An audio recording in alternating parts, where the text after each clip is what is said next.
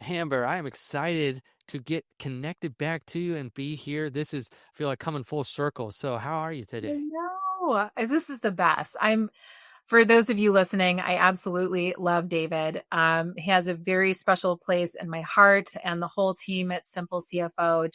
It does feel full circle in this moment. And I'm excited to dig in and just add some value. Yeah, well, she helped me promote Profit First for real estate investing. Now I'm helping her promote her book, Infinite Impact, which I'm super excited about. So, I want to even know first why that title. We'll go into what you have and what you've got going on, but like that's such a very poignant to the point, like just like hits you right across the eyes. So Infinite Impact, why come up with that title and why'd you use that?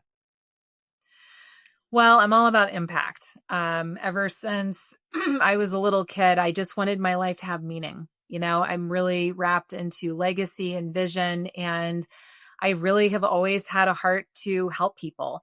And part of that comes from when I grew up, I felt really invisible and lonely in the world. I didn't feel like I had a lot of value. I didn't know how to make friends, so I just didn't have friends. And the older I got, I started getting bullied, and it was a tough existence for the first 17 years of my life. And when I was 18, it was the first time that I felt true belonging in my life for the first time when I was 18 years old.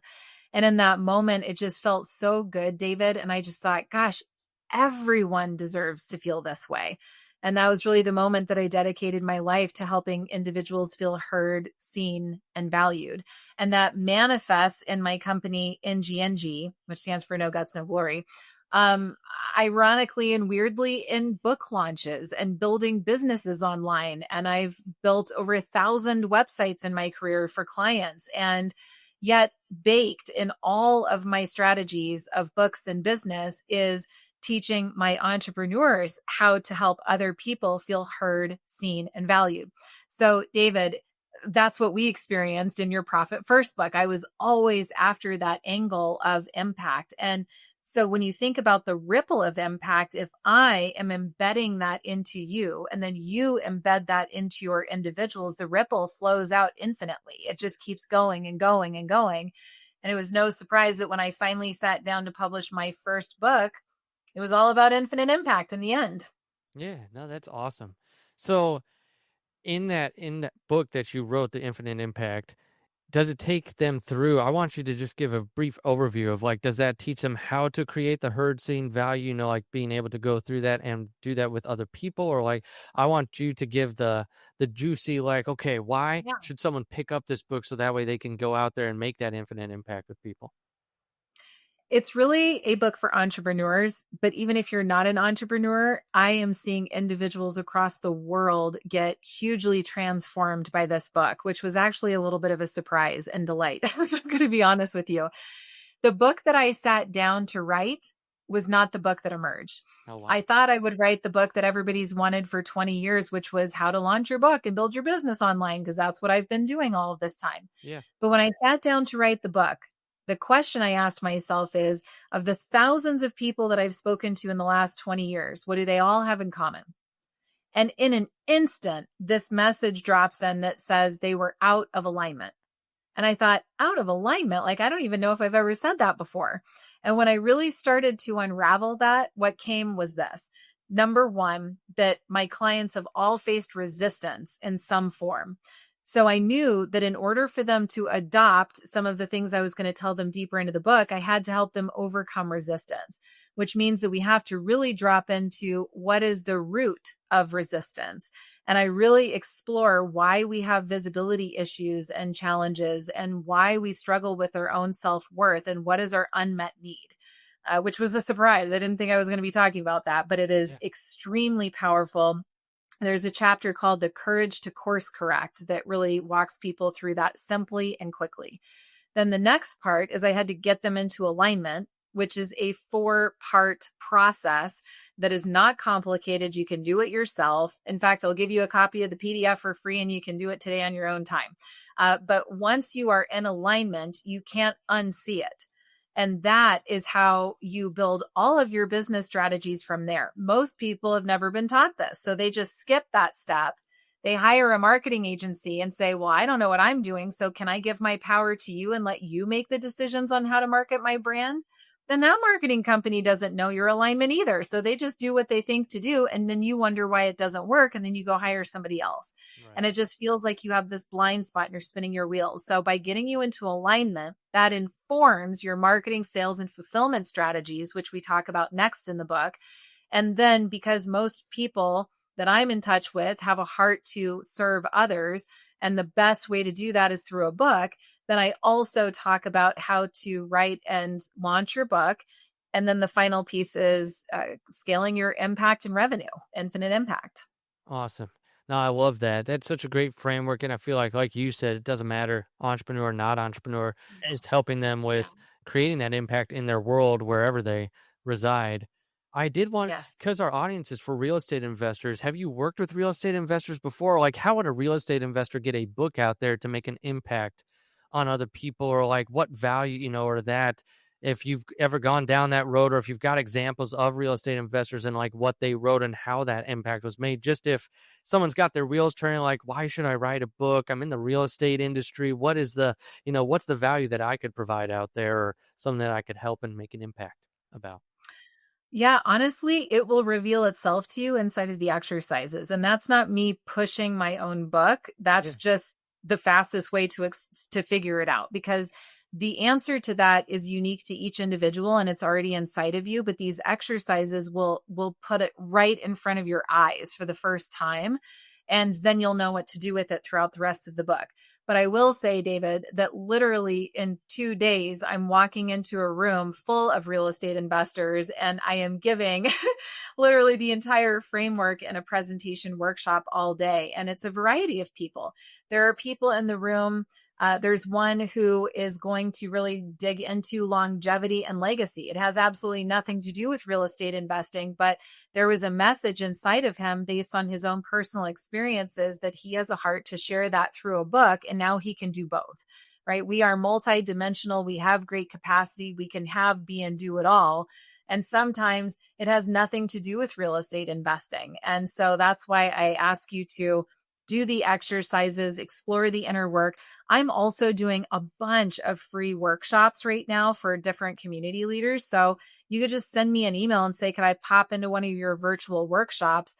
And I will guide you through the exercises. And then you'll know right there. And then also have the opportunity to ask me some custom questions on the spot.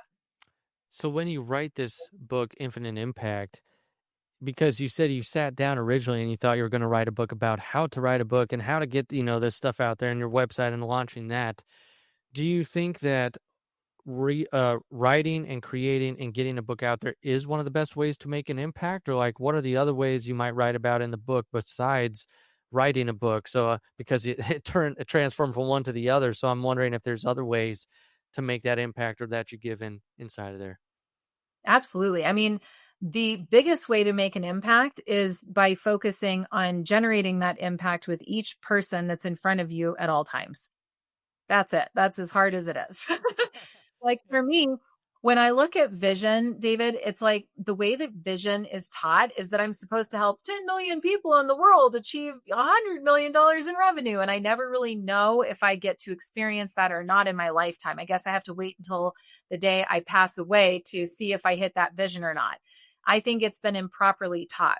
What I recommend is a micro vision where, for example, I have an avatar named Heather that I am in service to, and I want to help Heather feel heard, seen, and valued. That's my vision. And so, what that translates to is now I can come into any moment, any interaction, and fulfill my vision. I can make that impact. I'm hoping to do that right now, David. Like I walked into this interview and I'm so happy to see you, and I'm not distracted. I'm not thinking about everybody else or the things that I have to do. Like, I'm here. And I'm here in service to the listener and in service to our relationship and wanting something beautiful to grow from it. And the more I lean into that and I express that, you can't help but not feel heard, seen, and valued. Like it's just inevitable. And then I get to walk out of this experience thinking, yes, I just did it again. I just lived my vision again. I just made an impact again. And it happens call after call after call after call. After workshop, after client, after spending time with my kid, talking to my dad on the phone, it's everywhere all the time. And it's just almost at that point, it becomes a life choice. Hmm. No, that's pretty awesome. Because I like how you put that. It's not just a book. It's not just that. It's the everyday interaction that you have with people, and then being present in the moment as well too. That's awesome. Every single moment is an opportunity for impact. And it could be a negative impact. If I'm going to come in here in a grumpy mood because I'm sad or mad or whatever, well then I'm going to negatively impact you. And when you walk out in the world, how much does that happen right now? All sorts of places. Like Oh, people aren't smiling as much anymore. Well, we have an opportunity to change that. I get off my device, I look up and I smile at people and I force the door open for the guy instead of him opening it for me. And it makes him laugh. Like, what is this crazy chick doing? I was trying to open the door for her. And it's like, no, I care about you too. You go through first. I mean, everything is a moment for impact. yeah. Huh. No, I love that. You now, okay, I'll be honest, I'm cheating here a little bit. I'm looking at your sheet over here. I have to ask you about the juicy personal story. Like, Ah. if you got a juicy personal story, like we've got to get into that because now I'm just like dying to get into that because I want to know where that juicy personal story comes from or what it is. Oh man, it's a good one. I mean, seriously, I get emails every week from readers around the world that are just I cried for you, my heart hurt for you, and it's just a really good one. I mean, I could give you a summary of it, but like it's a page turner and it happens early in the book and it really is when I'm talking about resistance. I say that I have identified that a lot of entrepreneurs don't like social media. They don't want to do marketing. They have a hard time selling because at the end of the day, they have resistance to being heard and seen. And this comes from collecting evidence that when they were young, a bunch of things happened that taught them when I use my voice or when I'm seen, bad things happen. And so in the courage to course correct, your one of the steps is to identify and itemize all of the different stories and memories that taught me, Amber Vilhauer, and now you can go through it too, of collecting that evidence. And so it's a whole long list of mine. I had a ton of visibility challenges to overcome in my life. It doesn't seem like it in this moment, but trust me, it was hard work to get here. One of them was the very first time that I stood up and advocated for somebody. And I used my voice because I really genuinely believed that it was the right thing to do. And when that happened on the other side, there were some people that were really pissed off, like really very angry that I did that. I was 16 years old.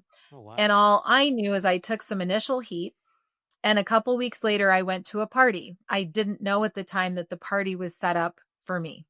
And I walk in and there's like 70 or so kids at the party and they're starting to drink and it's dark out. And I just get this feeling like something very dark is happening. And I just want to get out of there, but I couldn't drive. So I called my ride, Matt, to come pick me up. And he said he would in about a half an hour.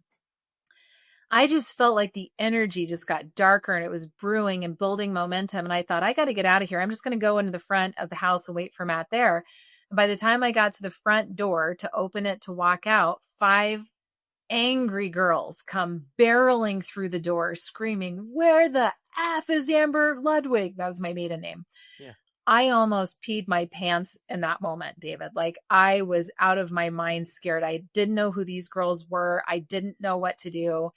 And somebody in the corner pointed over to me like, there she is. And they pulled me by my hair, by my clothes, by my arms, and they threw me out in the back patio. And it's a whole story of that night, those 5 girls jumped me. And that was my punishment for advocating for somebody and trying to do the right thing.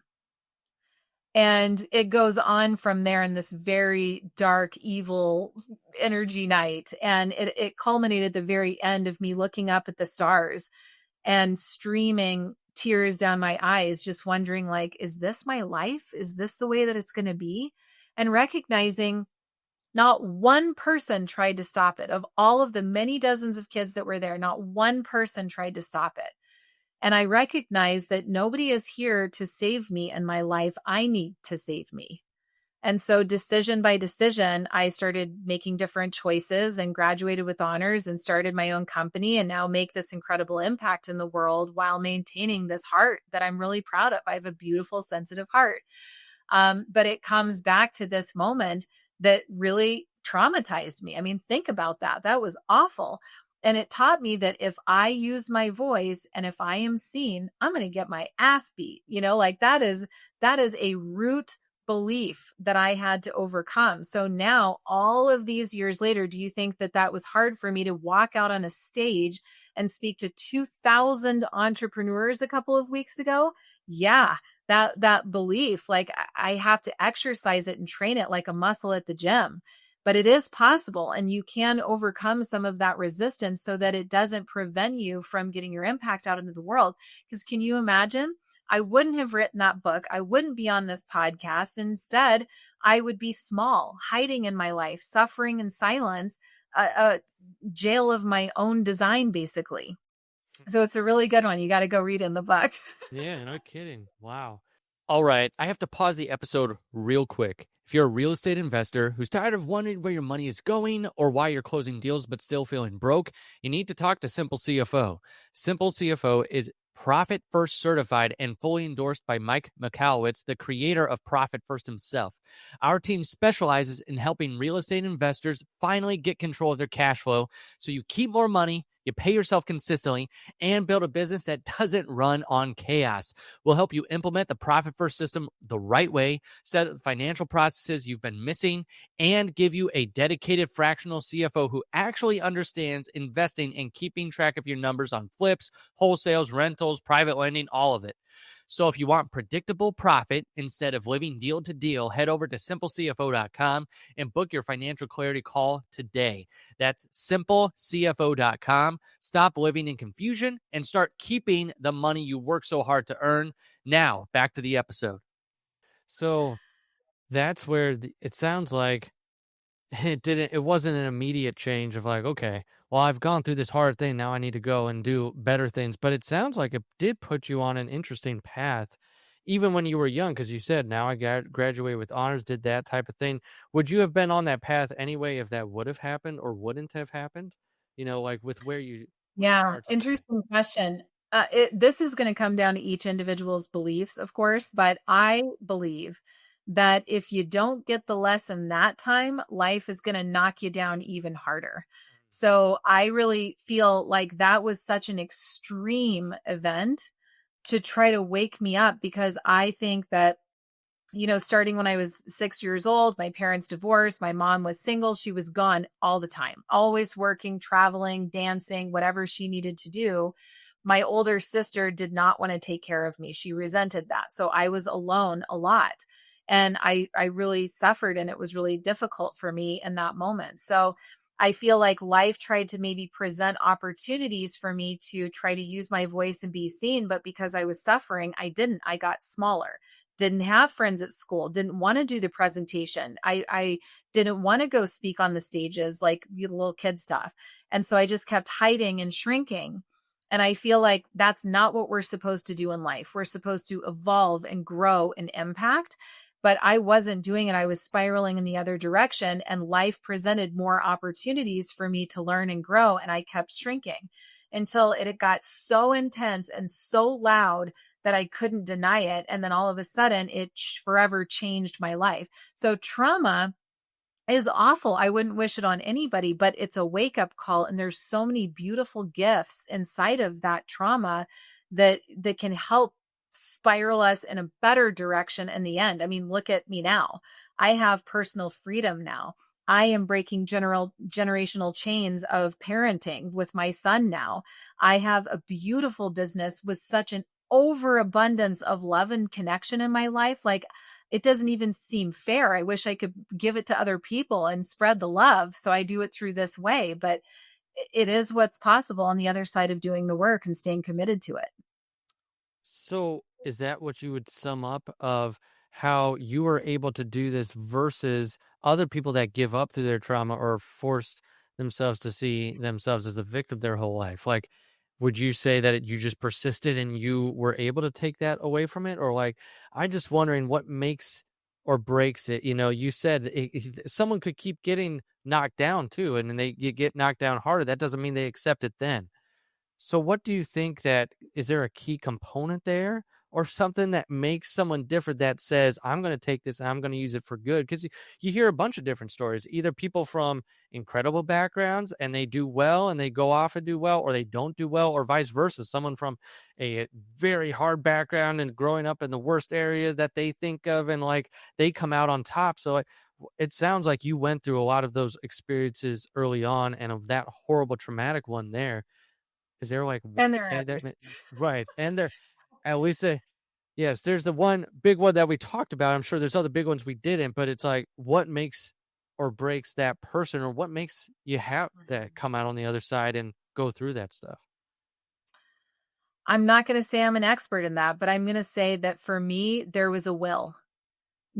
I didn't want that to be my life. That Hmm, I felt like there had to be something more. Now, I certainly didn't feel worthy enough to have like this really amazing life back then, but it was like I wanted to believe that I could feel better than what I felt. And so I think that there's some belief inside, and then it just takes the matter of a choice, right? Like a really big moment for me, and this seems so small, I'm sure, but it was a big moment when I got a D on an English paper. hmm, And I was so tired of that feeling of like not doing well in school. And I had a choice in that moment. I could go home and I could eat pizza and sulk or listen to rock and roll music or whatever I did as a teenager, or I could do the hard thing and I could go in for office hours to Mr. Stein, who made me uncomfortable. He was like so intimidating. And I did that. I did the uncomfortable thing. I mustered up some courage. I did the thing I didn't want to do in the hopes that on the other side of that, something could shift and get better. And when I went into to Mr. Stein's office that day, he gave me the opportunity to rewrite the paper for a different grade. hmm, And I thought, what, really? So I went home and I rewrote the paper and I got a B. A B as in boy, not a D as in dog, which is what I got the first time. And he let me keep the B. And I thought, wow, so if I choose the hard choice and if I have courage and if I just see what's on the other side, I might get a better outcome. Okay, well, what happens if I try that again?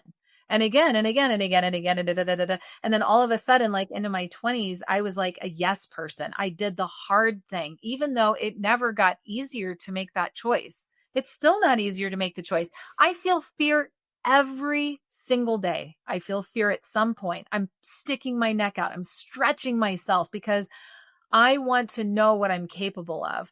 I want to know when I am on my last day on this beautiful planet, I want to know that I played all out, yeah, all out. That's what I want, but that's a choice that I made. And you have the choice that you're going to make. That's just the one that I made, though. yeah. Oh, that's really good. This has been awesome.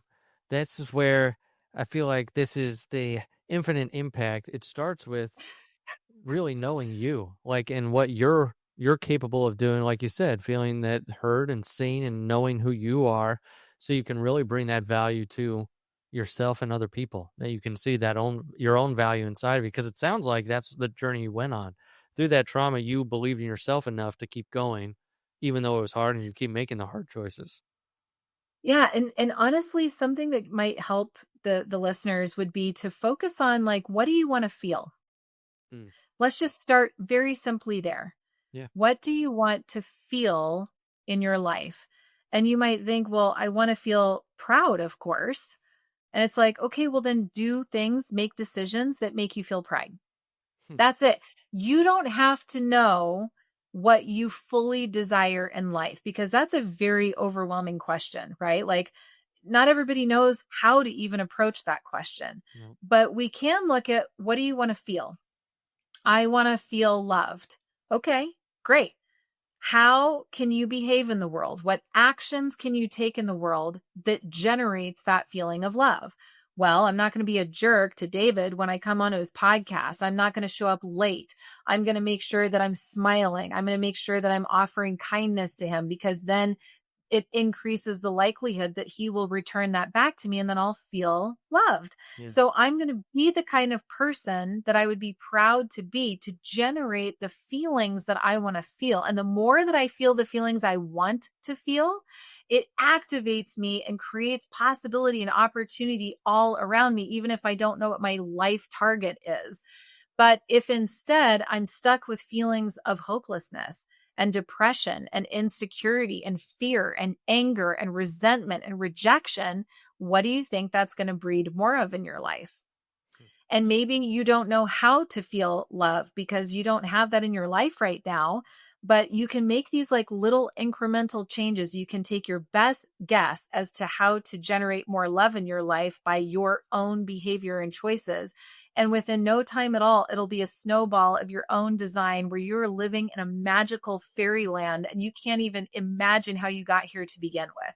Because that's how I would describe my experience. Never in a million years could I have imagined this much beauty in my life.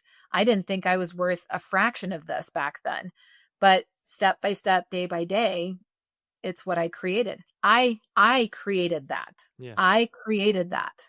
Yeah. No, I love that. And I love how you said the feeling, because it's hard to sometimes, pinpoint the desire. I was just talking to a guy today, so typical of an entrepreneur. He's like, I want to keep growing, but I want peace of mind, financial peace of mind. I'm like, well, when you ask yourself do you ever ask yourself the question, like, the decision I make here, is it just to grow, or is it going to bring peace of mind? He's like, oh, I've never thought of that. I'm like, you gotta just take it on the day-to-day part. So I feel like that's what you're saying here. What do I Yeah, want to feel from life and from my money, or life and for, because we focus on that on this show. It's like life and from my business, or like with my interactions with other people.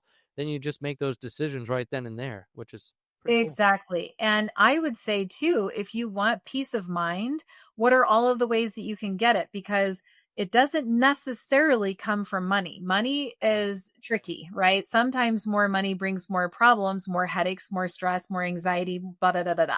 And there's a comfort and confidence that comes with it. But I would say instead of delaying peace of mind for a year or 5 years or 10 years and keep pushing off your happiness, how can I create peace of mind today? And I'll tell you, it's not going to come from money. It's coming from meeting your own needs. So I would ask the question of, what are my unmet needs in life right now? Oh, I don't trust myself. I'm not loving myself enough. I don't value myself enough. And as soon as you start to meet those needs, you just watch how the peace of mind gets created, even if you haven't gained another dollar. But now, because we're meeting our own needs, we have much more energy and focus and clarity to go get the money faster. And now we get to have optionality in life. And I hope one of those options is you go out there and make a great big impact on the world. Yeah. But it's interesting when we start doing the inner work, how again that shifts our outer reality. That's very true. He even told on himself. He's like, when I don't feel like this, I can be creative.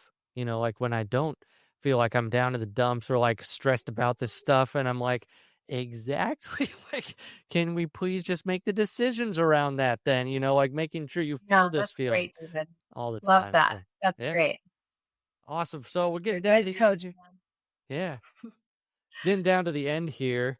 Where can they get this amazing book and all the links, the PDFs, like the stuff that you've been saying that you want to give to them? Because I don't want to leave here without giving them the book. Thank you. And I'm just so grateful to everybody that's listening right now. And I just feel like a personal connection to you in this moment as we're having this conversation. If you go to infiniteimpactbook.com, and you'll see all of the information on the book and tons of rave reviews and all of that. But if you scroll about 30% of the way down on the book, you'll see a gold button to get the free full color PDF. There's no opt-in wall. There's no barrier. Just take it. You're welcome to buy the book on Amazon. And I would really appreciate that. And I would really appreciate a review because it tells other people that this is something worth checking out. And it is. So I just thank you for that contribution. Even if you get it for free, thank you for that. But I give it away for free, David, which is a super unusual strategy. But honestly, it's so much more important that people are doing the work than it is that I make a couple bucks off of the book. Like, truly at the end of the day, I just want you to open it. And sometimes it's really fun because it's a gorgeous book. I mean, it's full color on the inside. It's very experiential. If you do end up getting like the paper hardback, something that's really, really fun is to flip through the book. And as soon as your gut instinct says stop, that's where I want you to stop, open up the book and see what's there for you on those pages. And then you can go back to the beginning and da, da, da. But there's something for everybody in this book. The energy is off the charts. So you got to just experience it. It's going to be amazing. There you go. Well, I think they can get a little taste of that here. So with your recipe on here, that's what you get from the book too. So infiniteimpactbook.com. That's where they can go and get that in the free download without any opt-in wall behind it. So that, which is very cool. Amber, this has been awesome. Thank you so much for coming on here and sharing your wisdom with the world and sharing this with it and making an impact on the show here. I really appreciate what you did here. And if you're out there and you're also thinking like, good grief, what she was talking about, the feeling, I'm not getting that, especially if you're in the business world and it's around your finances, you could go to simplecfo.com. We can help you get that financial peace of mind. If that's what you're seeking and that feeling, then we want to help get you there. But go to Amber's site as well to get her book, infiniteimpactbook.com. Amber, again, thank you so much for being on today. I loved every minute of it. Thank you so much for giving me the time, David. Appreciate you. That's it for today's show. Be sure to subscribe, review, and share this episode. If you're serious about financial systems and keeping more of your profit, visit simplecfo.com to take your free discovery call today.